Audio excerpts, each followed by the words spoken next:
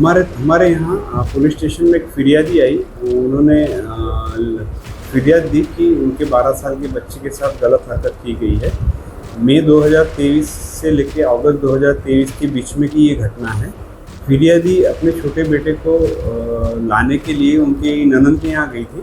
तो उसके बाद वो वहाँ जाने के बाद उनको उनके जो 12 साल की बच्ची का फ़ोन आया कि आप कब आ रहे हो। तो उन्होंने बताया कि मैं अभी यहाँ पहुँची हूँ और मैं थोड़ी देर बाद बेटे को लेकर वापस आऊँगी।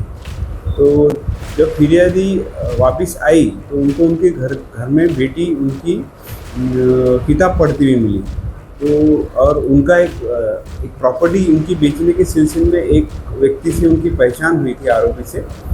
तो वो आरोपी आरिफ खान नाम का वहाँ पे बैठा हुआ मिला उनके घर में। तो उन्होंने उनको पूछा कि आप कब आए, तो बोले मैं करीब 1 घंटे पहले आया हूँ। तो उस टाइम से वो बेटी थोड़ी सी गुमसुम और डिप्रेशन में गए जैसी हो गई थी। तो ये जो फिरियादी इन्होंने उनका इलाज करवाया बहुत कुछ। तो डॉक्टर ने उनको बताया कि ये लड़की के मन के ऊपर कुछ आघात हुआ है।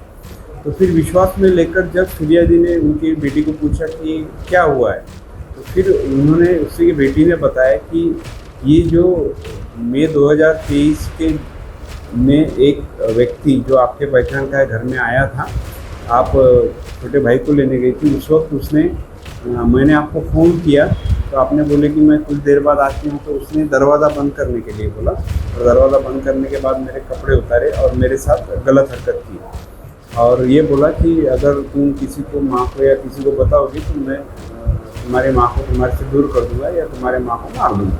और उसके बाद भी मई 2023 से लेकर अगस्त 2023 के बीच में वो कई बार घर पे आया और लड़की के साथ बच्ची के साथ गलत हरकत की।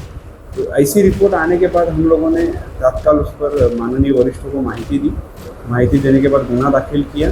गुना दाखिल करने के बाद हम लोग हमारा तपास पथक उसके कंटिन्यूसली उसको ढूंढ रहा था। तो वो घर पर आरोपी घर पे नहीं था। तो फिर तपास पथक कंटिन्यूसली यानी उसके रिश्तेदार कौन है क्या है सब जानकारी तपास पथक ने दी। और अगले दिन हम लोगों ने रात में करीब 8-9 बजे के तकरीबन इस आरोपी को अरेस्ट कर लिया। तपास पथक में मनोज हमारे नेवारे और बाकी लोगों ने मेहनत करके आरोपी को कब्जे में ले लिया।